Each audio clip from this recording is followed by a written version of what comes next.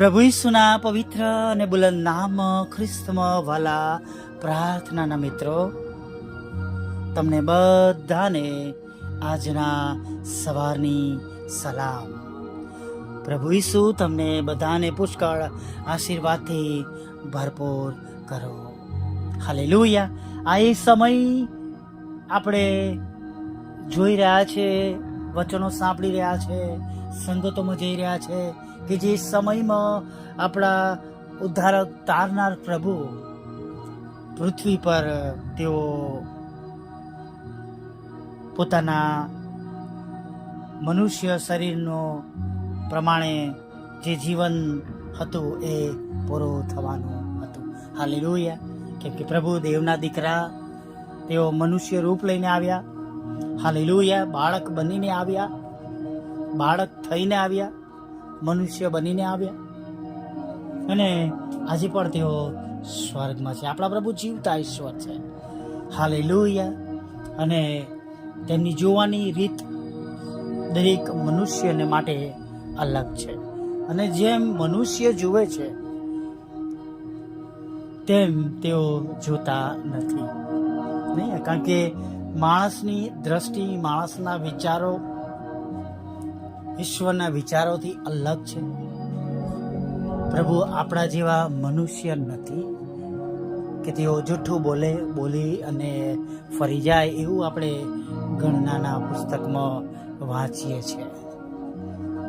Hallelujah. Praise the lord.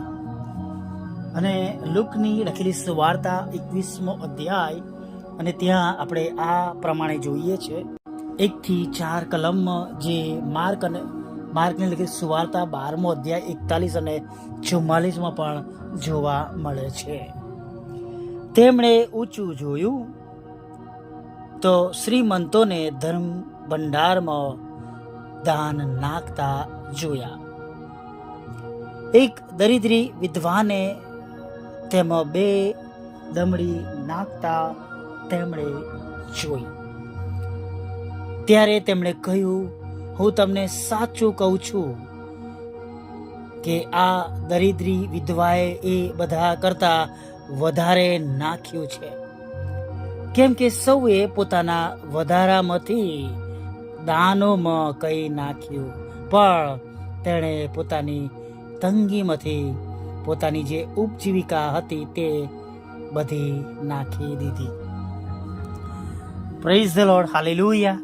બહુ ગજબની બાબત છે, બહુ સખત બાબત અહીંયા આગળ કહેવામાં આવી છે. ઈશ્વરની દ્રષ્ટિ માણસો કરતાં અલગ છે. અને અહીંયા દાનો શબ્દો પણ વાપર્યું છે અને શ્રીમંતો પણ શબ્દ વાપરમાં આવ્યો છે, નહીં? અને કે છે એ બધા કરતાં એ વિધવાએ સૌથી વધારે નાખ્યું છે. જ્યારે આપણે આ બાબત અંગ્રેજીમાં NIVમાં વાંચીએ છીએ તો આ પ્રમાણે મળે છે. Truly I tell you, he said, this poor widow has put in more than all the others. બીજાઓ કરતા.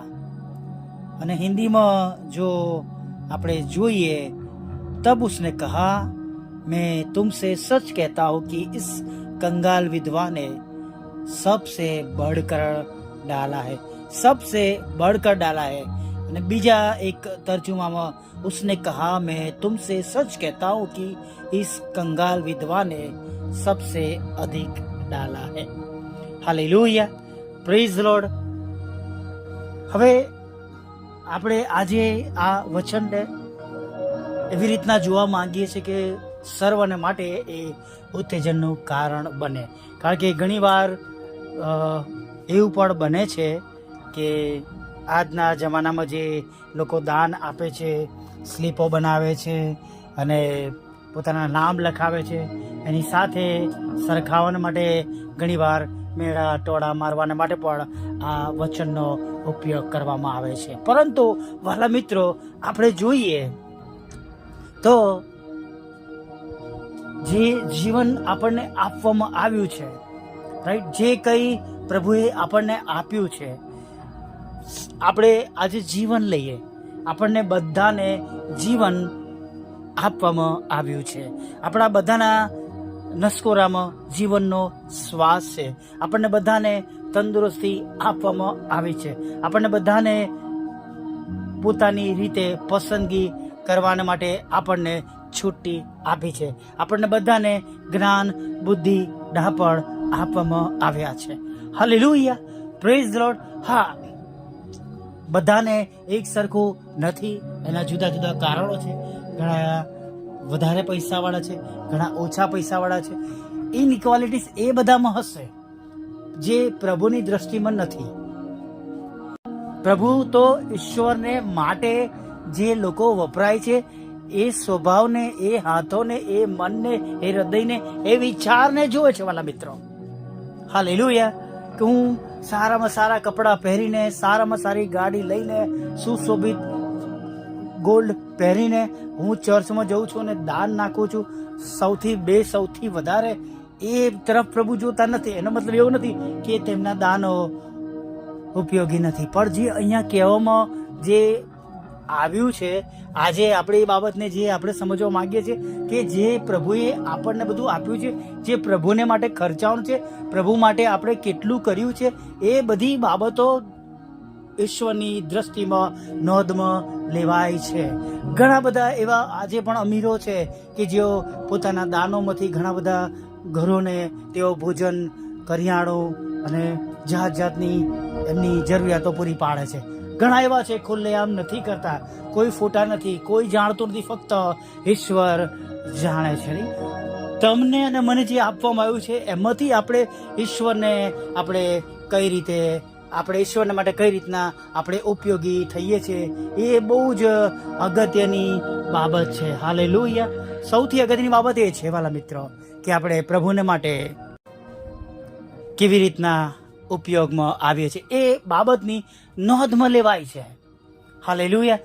જે જીવન આપણને આપ્યું છે, જેમ કહેવામાં આવે છે કે આપણે એક એક દિવસનો હિસાબ આપવો પડશે, ત્યારે આપણને જે બધું મળ્યું છે એમાંથી શું આપણે પ્રભુને માટે વાપર્યું છે, પ્રભુને માટે આપણે ખર્ચાયા છે. આપણે બાઇબલમાં બહુ સુંદર આપણે દ્રષ્ટાંત આપણે વાંચીએ છીએ લાજરસ ભિખારી વિશે અને શ્રીમંત વિશે, નહીં? અને એ પરથી આપણે એ કહી શકીએ છીએ કે શ્રીમંત તો એણે એવા કદી કોઈ કામ જ ના કર્યા, ના દયા પણ રાખી, ના એના આંગળે જે ભિખારી હતો એના પર પણ એને દયા ન રાખી. ચલો, બીજાને જોઈ નતો શકતો, પણ એની આંખોની સામે જે લાજરસ ભિખારી હતો એના માટે પણ એણે કંઈ કર્યું નહીં. અને આજે પણ આપણને જો જીવન મળ્યું છે, પણ આપણું જીવન આપણે ખાલી જગતને માટે અને જગતને માટે જ વપરાયા કરે છે, કમાવાને માટે, આનંદ પ્રમોદને માટે, અને આપણે પ્રભુ માટે જરા પણ ઉપયોગી થતા નથી. તો એ બાબતની નોંધ આજે આકાશમાં, જીવનના પુસ્તકમાં લખવામાં આવે છે. સ્વર્ગમાં એ બાબતોની નોંધ લેવાશે. હાલેલુયા. આ બાબતને આપણે યાદ રાખીએ. હજી આજે પણ મારી અને તમારી પાસે તક છે આપણા જીવનોને તપાસીને કે આપણે જગતની બાબતોને વધારે વેલ્યુ આપે છે, આપણા કુટુંબને વધારે વેલ્યુ આપે છે, આપણા ધનને વધારે વેલ્યુ આપીએ છીએ, કે આપણા મોજશોખને વધારે આપણે પ્રાધાન્ય આપીએ છીએ, કે આપણા તાલંતોને આપણે વધારે પ્રાધાન્ય આપીએ છીએ, કે આપણે પ્રભુને વધારે મહત્વ આપે છે, પ્રભુના કામોને માટે વધારે વપરાય છે, પ્રભુને ગમતા આપણે કામો કરીએ છીએ. અને ભલે બીજાઓને કદાચ જગતના લોકો પ્રમાણે કોઈને ગમતું હોય ન હોય, પણ પ્રભુ માટે આપણે કેટલું ખર્ચાયા છે એ બાબતોની ત્યાં નોંધ લેવાશે. ચોક્કસ આપણે કોઈને નકારતા નથી, કેમ કે એ સ્લીપવાળા દાન પણ ઘણીવાર ટેકો આપી જાય છે. ઘણા બધા કામો થાય છે, આપણે કહીએ છીએ કે ભાઈ સ્લીપ બનાવી, હાર પહેરાયો, એમનું નામ બોલાયું. ચોક્કસ એ ન્યાય ઈશ્વર કરશે, પણ ઘણીવાર ઈશ્વરના કામને ટેકો આપવાને માટે જે ઈશ્વરને માટે વપરાયા છે અને જેની પાછળ એવો કોઈ ઈરાદો નથી પોતાને માન મહિમાને માટે, એ સર્વ દાનો પ્રભુને ગમે છે, એમની દ્રષ્ટિમાં એ મૂલ્યવાન છે. માણસો અલગ અલગ રીતે ન્યાય કરતા હોય છે. જો આપણે એનો સૌથી બેસ્ટ એક્ઝામ્પલ, આપણે જ્યારે હાનના પ્રાર્થના કરતી હોય છે, એનું મન રડતું હોય છે ઈશ્વરને આગળ, પણ એલી શું કહે છે, ક્યાં સુધી તું દ્રાક્ષરસ પીતી રહીશ? એટલે લોકો કે બીજા બધાની દ્રષ્ટિ અલગ હોઈ શકે છે, પણ ઈશ્વરની દ્રષ્ટિ અલગ છે. આપણે આપણું કામ કરતા રહેવું છે, આપણે પ્રભુને માટે ખર્ચાતા રહેવાનું છે. ભલે લોકો ક્રિટિસાઇઝ કરે, લોકોને ગમે કે ન ગમે, એ આપણો પ્રશ્ન નથી. આપણે તો એ બાબત નોંધવા લેવાની છે કે આ બાબત હું જે કરી રહી છું, જે કરી રહ્યો છું, એ મારા પ્રભુને માન્ય છે કે નહીં, મારા પ્રભુને માન્ય થશે કે નહીં, એ વધારે ઇમ્પોર્ટન્ટ છે વાલા મિત્રો. Hallelujah, praise the lord. આ બાબત આપણે આજે શીખીએ, યાદ કરીએ, અને આજથી આપણે એવા કામો આપણે વધારે કરીએ જે કામોની ઈશ્વર નોંધ લેતા હોય. Hallelujah, praise the lord. પ્રાર્થના કરીએ. ભલા પ્રભુ, અમે તમારી સ્તુતિ કરીએ છીએ અને તમારો પુષ્કળ આભાર માનીએ છીએ.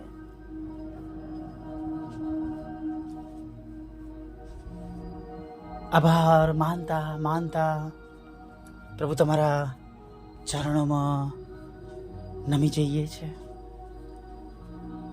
પ્રભુ, આ દ્રષ્ટાંત તમે ઘણીવાર વાંચ્યું છે, પણ આજે તમે અમને એમાંથી બહુ જુદી સમજણ આપી છે, અને સમજણને માટે અમે તમારો આભાર માનીએ છીએ પ્રભુ. આ સમજણને લીધે પ્રભુ અમે સ્તુતિ કરીએ છીએ. અને પ્રભુ, જો આજે પણ અમારા કામો જગત અને જગતના લોકોને ખુશ કરવાને માટેના હોય તો પ્રભુ અમારા કામોને તમે બદલી નાખો. અમને રૂડું જ્ઞાન આપો, અમને બુદ્ધિ આપો, અમને ડહાપણ આપો પ્રભુ. હા પ્રભુ, અમને જ્ઞાન, બુદ્ધિ અને ડહાપણ આપો કે અમે એ કામો કરીએ, કરતા રહીએ, એ કામો કરવાનું શીખવતા રહીએ કે જે કામોની નોંધ તમે રાખો છો પ્રભુ. પ્રભુ, આજ સુધી કદાચ અમે એવા કામો કર્યા છે, કદાચ અમે લોકોને ગમે એવી રીતના વગાડ્યું છે, એવી રીતના દાન આપ્યું છે, એવી રીતના સેવા કરી છે, એવી રીતના અમે ચાલ્યા છે. પ્રભુ, અમને માફ કરો. અમને એવું મન આપો કે પ્રભુ, હવે આજથી જે કંઈ કરીએ તમારા માટે કરીએ, તમને ગમે એ રીતે કરીએ, તમે જાણો એ રીતે કરીએ. કદાચ આ જગતમાં મનુષ્ય કોઈ ના જાણે તો કોઈ વાંધો નહીં પ્રભુ, પણ તમે જાણો, તમે નોંધ મળો, એવા અમે કામો કરી શકીએ એવી તમારી કૃપા દ્રષ્ટિ રાખો. હા પ્રભુ, જીવનના પુસ્તકોમાં એ બાબતો નોંધમાં લેવાય એવી અમે પ્રાર્થના કરીએ છીએ પ્રભુ. સ્વર્ગમાંના પ્રભુ, સ્તુતિ કરતા, આરાધના કરતા પ્રભુ, તમારા ચરણોમાં નમી જઈએ છીએ, તમારા રક્તનો દાવો કરીએ છીએ. શુદ્ધ કરો, પવિત્ર કરો.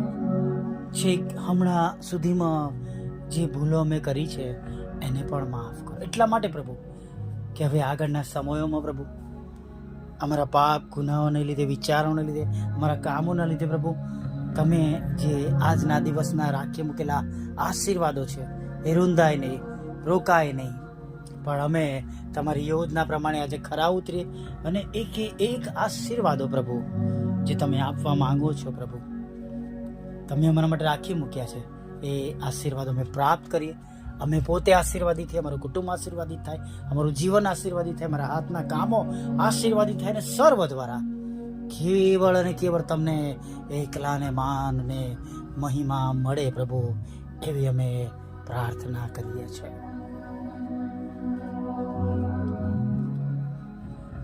પ્રભુ, અમે સ્તુતિ કરતા તમારી આગળ નમ્યા છે ત્યારે તમારા બાળકોને તમારી પાસે લાવીએ છીએ. હમણાં જેમને જે પ્રમાણે તમારી સહાય અને મદદની જરૂર છે, તમે તેમને સહાય કરો, મદદ કરો, માંદગીમાંથી સાજા કરો, તેમના રોજગાર, નોકરી, ધંધાને તમે આશીર્વાદિત કરો, તેમના જીવનને તમે ઉપયોગી બનાવો, સુવાર્તાને માટે પ્રભુ પિતા, તમારા કામોને માટે ઉપયોગી તેમનું જીવન બનાવો પ્રભુ.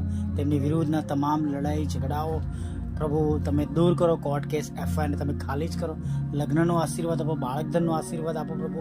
તમામ રોગમાંથી તમે તેમને સાજાપણું આપો પ્રભુ, દુઃખોમાંથી, ગરીબીમાંથી અને નિરાશામાંથી તમે એમને મુક્ત કરો. તમારા પ્રેમ, આનંદ, શાંતિથી તેમના જીવનને પ્રભુ તમે ભરી દો રાજા, એવી પ્રાર્થના કરીએ છીએ પ્રભુ. જુદી જુદી પરીક્ષા તેઓ આપી રહ્યા છે, તમે તેમને પાસ કરો પ્રભુ પિતા. અને પ્રભુ ભણવાને માટે કે નોકરી માટે તે આશીર્વાદનું કારણ બને પ્રભુ. એવું થવા દો મકાન ખરીદી શકે, મકાન વેચી શકે પ્રભુ પિતા. એવું તમે થવા દો નાણાંનો આશીર્વાદ મળે, લોનનો આશીર્વાદ મળે. વિધવા બહેનો, વિધરો, અનાથોની પણ તમે સાથે રહો. મન બુદ્ધિના લોકો, માનસિક રોગ અને વિકલાંગોની પણ તમે વિશેષ પ્રભુ તમે મુલાકાત લઈને તેમના દુઃખને તમે દૂર કરજો. અમારી પણ સાથે રહો પ્રભુ, મિનિસ્ટ્રી સાથે રહો, સાંભળનાની સાથે રહો. બધાને પ્રભુ મોકલે છે સાંભળજે, વિશ્વાસ કરી તેમને બમણા આશીર્વાદથી ભરપૂર કરો. અમારી પણ પ્રભુ જે 3 બાબતો તમારી આગળ રજૂ કરી છે પ્રભુ, એ 3 બાબતો પ્રભુ તમારા પવિત્ર નામમાં સાકાર થાય, સાક્ષી આપી શકે. બીજા જીવે જાણે કે તમે કેવી રીતના અશક્ય રીતે પ્રભુ તમારા બાળકોનું પોષણ કરો છો પરમેશ્વર પિતા. વિશેષ પ્રભુ અત્યારે પ્રભુ તમારે આગળ નમ્યા છે, ત્યારે આગળના દિવસમાં મારી સાથે રહેજો. તમારી પવિત્ર હાજરી મારી સાથે રાખજો. નાની મોટી ભૂલો અમને માફ કરજો. ખોરાક વસ્ત્ર પણ આપજો અને સાંજે સ્તુતિ કરવાનું માટે લેજો. માગતા પ્રભુ ઈસુ આટલું સાંભળો, દેવ બાપ માન્ય કરજો. આમીન, આમીન, આમીન.